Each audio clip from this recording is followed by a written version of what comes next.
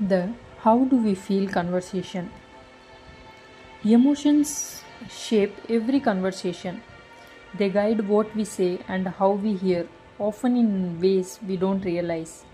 Every conversation is in some respect a discussion about how we feel. Because this kind of dialogue is so important. The next three chapters are devoted to emotional conversations. When it comes to discussing emotions, listening is essential.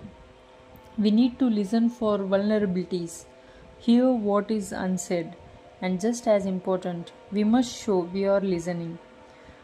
Good listening, when it works, reveals new world beneath the surface of people's words. Chapter 3 explains how to listen more deeply and what to do when we hear someone say something meaningful. Chapter 4 examines how we can get better at hearing emotions that are unspoken, how our bodies, our vocal tone, our gesture, and our expressions say as much as our words.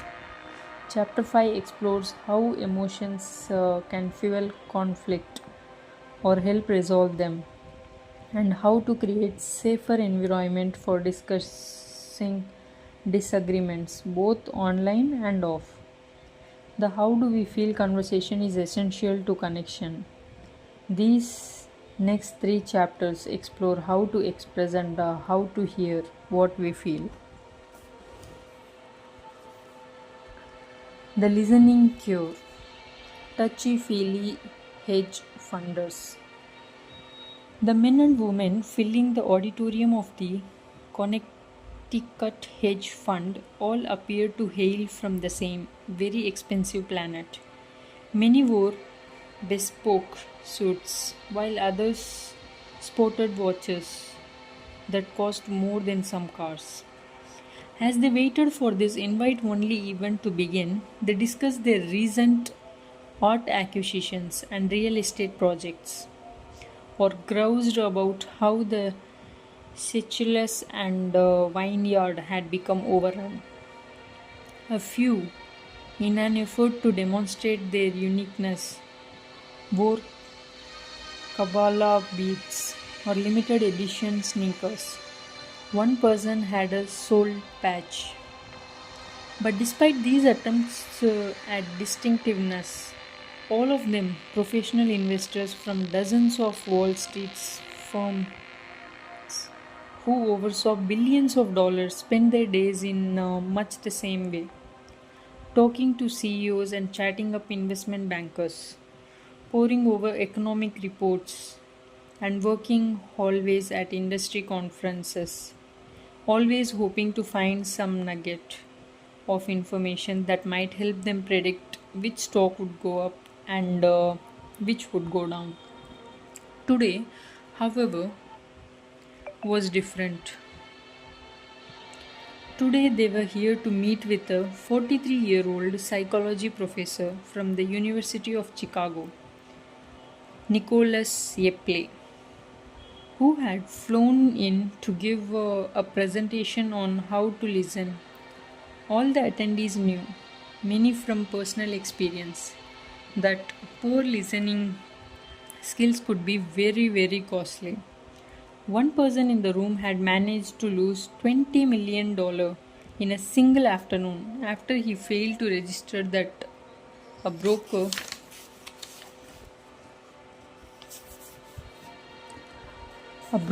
who was usually cheerful and unflappable had yelled at a waiter during a two martini lunch and had repeatedly excused himself to answer phone calls. The man had offered a valid explanation each time he returned to the table, but the hedge funder later learned the man's firm had been failing and he had missed the clues. One tiny mistake, not hearing the hesitation in someone's voice during a meeting, overlooking an evasive answer to a straightforward question, could spell the difference between victory and defeat. So, the organizer of this event had brought in a play to help everyone get better at hearing what was easy to miss.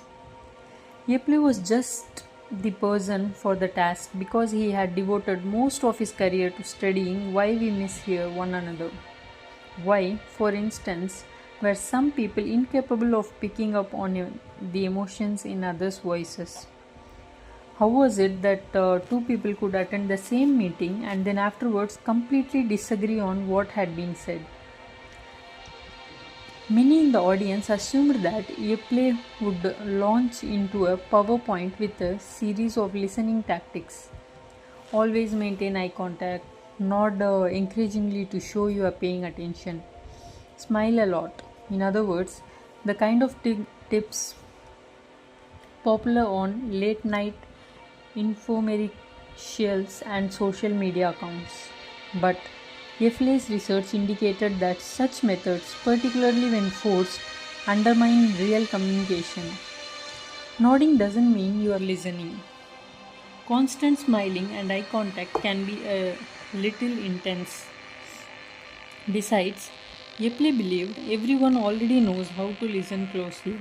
You don't need anyone to teach you how to listen to an interesting podcast or a good joke, he told me. When you are in a great conversation, no one has a problem following along. When something is interesting, you listen without thinking about it. Yepley wanted to help this group tap into their natural listening abilities, which meant he needed to help them learn how to have more interesting and meaningful conversations. One way of doing that, he was convinced, was getting everyone to talk about more intimate things. In particular, he believed people should talk about their emotions. When we discuss our feelings, something magical happens. Other people can't help but listen to us, and then they start divulging emotions of their own, which causes us to listen closely in return. If the hedge funder who lost $20 million, for instance, had inquired how his lunch companion was feeling, had pressed him on emotional questions, he likely would have heard that the man was stressed. He would have noticed clues that something was amiss. Yepley wanted to nudge these hedge funder into a how do we feel conversation. When you open up to somebody, Yepley told me, they get drawn in.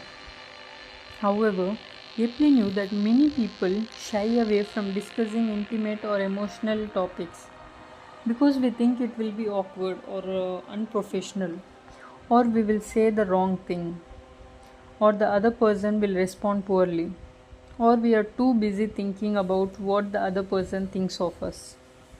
Yepley believed he had found a way around these kind of pitfalls.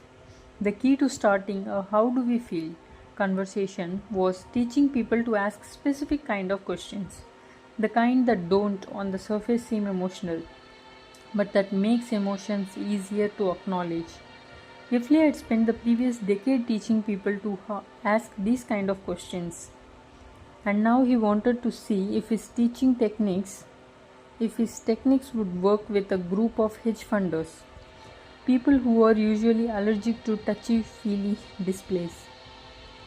So, as he stood at the front of the room, he laid out what was going to happen. Everyone, he explained, would be assigned a partner, someone they didn't know, and for the next 10 minutes they would engage in a conversation. Then Yepley revealed the questions they would ask each other. There were three of them. The third one was, can you describe a time you cried in front of other person? Oh shit, said someone in the front row. This is going to be awful.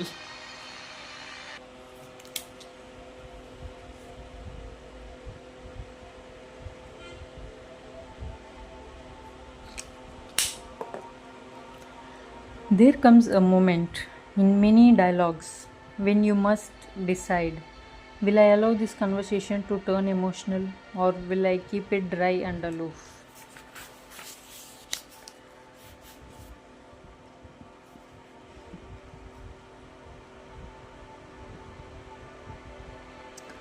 Perhaps you are discussing plans for the weekend with a friend, and during a lull, they say, "There is some stuff going on I might need to deal with." Maybe you are catching up with a coworker, or you hear a sigh hinting at sadness and trouble. Perhaps it's a reference to a family emergency or a mention of how proud someone is of their kids. At these moments, you face a choice. Are you going to let that comment go by without asking for elaboration? Or are you going to acknowledge the feeling that were expressed, and respond emotionally yourself? This is when the how do we feel conversation begins, if we allow it to. Regardless of your decision, it is certain that emotions are already influencing your discussion. Numerous studies show that emotions come into play nearly every time we open our mouth or listen to what someone says. They influence everything we say and hear. They have already entered your conversations through that sigh, or that flash of pride, or in a thousand other ways you hardly noticed. Emotions have been at work since you sat down, shaping how you react, how you think, why you are here in the first place. However, you can glide over the side. Let the pride pass unacknowledged. You can minimize how do we feel and stick to safer territory, the shallows of small talk. Most of the time, that's the wrong choice. And it's wrong because it denies us access to a powerful neural process that has evolved over millions of years to help us bond. It's wrong because it will leave everyone less satisfied and make a conversation feel incomplete. It's wrong because if we acknowledge someone else's vulnerability and become vulnerable in return, we build trust, understanding, and connection. If you choose to embrace the how do we feel conversation, you are harnessing a neurochemical process that powers our most important relationships. How do we feel is critical because it reveals what's happening inside our heads and open a path to connection.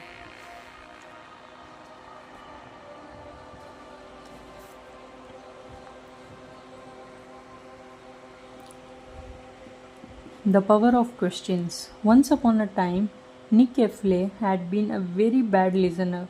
So bad, in fact, it almost ruined his life. He had grown up in a small town in Iowa, Iowa, a high school football star.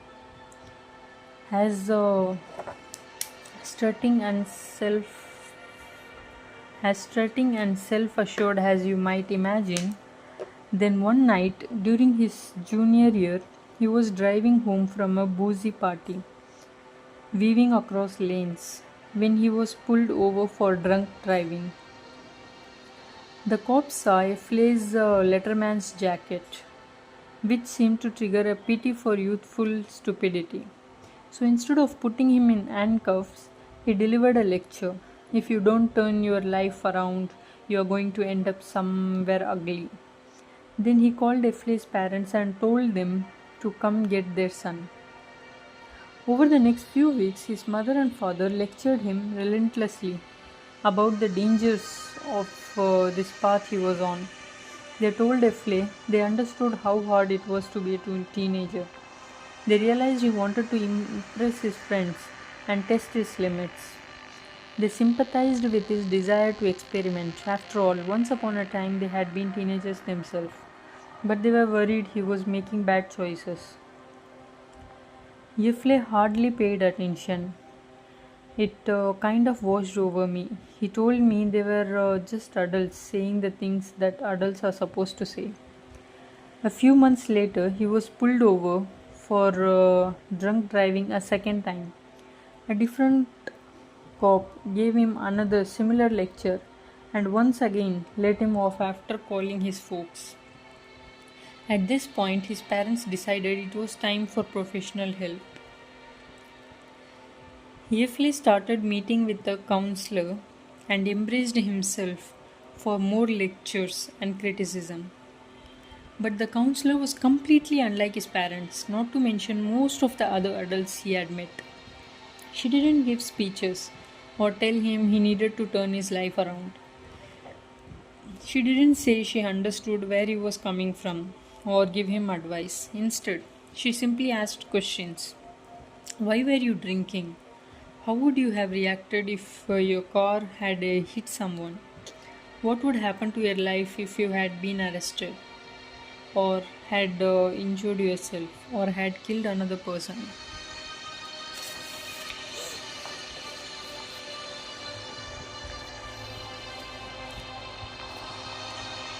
I had to sit with that, Yefle told me. I couldn't pretend I didn't know the answers.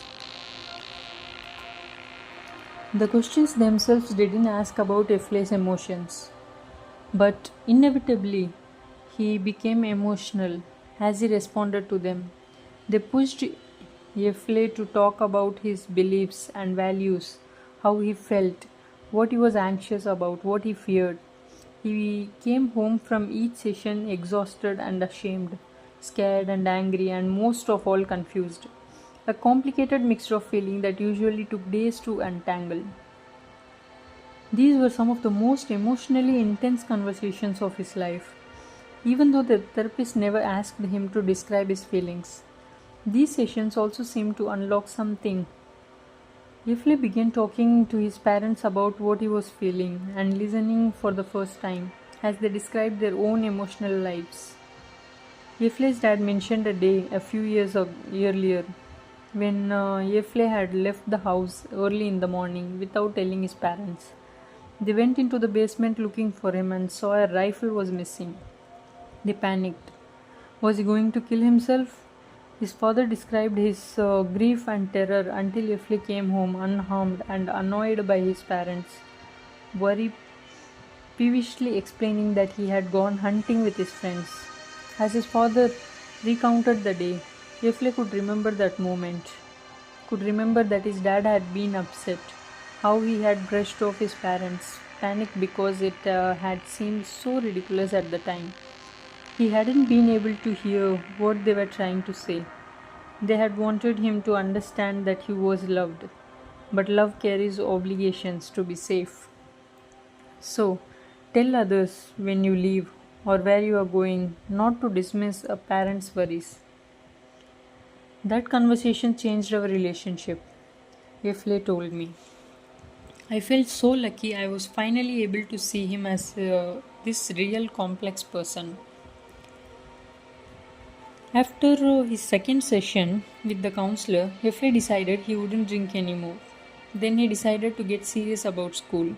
Eventually, he enrolled at St. Olaf College, where he discovered psychology. After getting his degree, he entered a PhD program at Cornell. While there, Hefley began thinking more deeply about why, after those near arrests, he had been so unwilling to listen at first. Sometimes you look back and wonder, why was I so deaf? Why hadn't the police officer lectures scared him straight? Why had it been so easy to ignore his parents? When they had pleaded, cajoled, and tried so earnestly to help him? By 2005, Hefley was a professor at the University of Chicago. He was married, starting to have kids of his own, and terrified that someday they would become teenagers who shut him out and refused to listen. He wanted to understand how to convince them to hear him. At that time, one prevailing theory within psychology said that in order to understand others and persuade them to listen to us, we should engage in what is known as a perspective taking. We should try to see a situation from the other person's perspective and show them we empathize. Psychology journals noted that to communicate effectively, we must adopt to the perspective of another person, both while speaking and listening. Textbooks thought that perspective talking not only fosters greater interpersonal understanding, but also constitutes a vital skill for very powerful negotiators. When Yefle looked back on his high school experiences, he realized that his parents, in their own way, had been trying to engage in perspective taking after his drunk driving near arrests. They had tried to put themselves in his shoes. They had tried to forge a connection by imagining the pressure he was under. They had hoped that demonstrating their empathy would convince him to listen to their advice. But, if anything, his parents' perspective taking had made it clear to Yefle at that moment how much they didn't understand about him.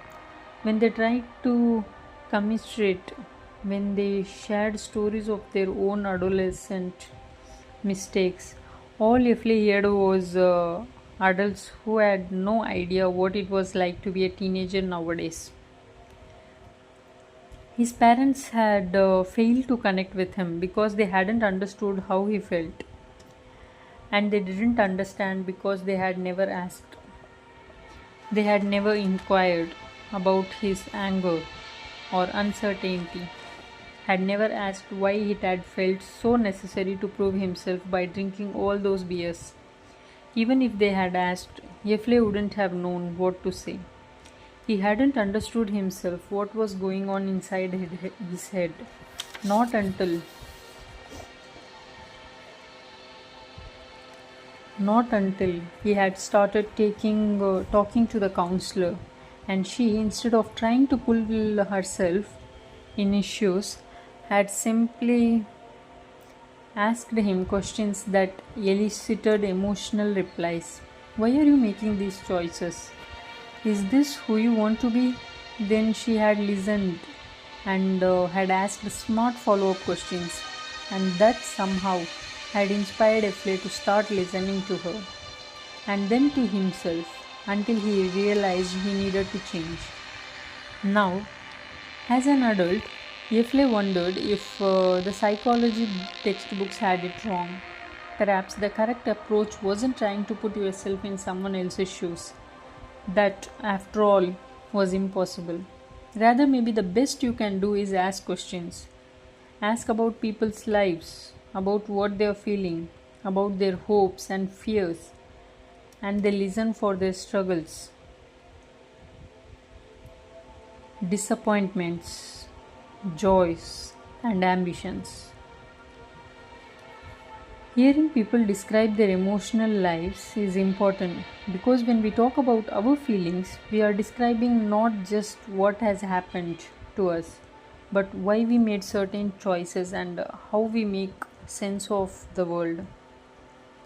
When you describe how you feel, you are giving someone a map of the things you care about. Ifli said, "That's why I connected with my parents, because I finally understood what mattered to them. I understood they were scared and worried and just wanted me to be safe." This is why the how do we feel conversation is so crucial. Every discussion is shaped by our emotions, and when we bring those feelings to the surface, when we share them and ask questions to share with us, we begin to see how we might align. The three conversation. What's this really about? How do we feel? Conversation are shaped by emotions and they help us connect. Who are we? If we begin thinking there must be an alternative to perspective taking, maybe there was a different technique to help people ask the kind of questions that nudge emotions into the open.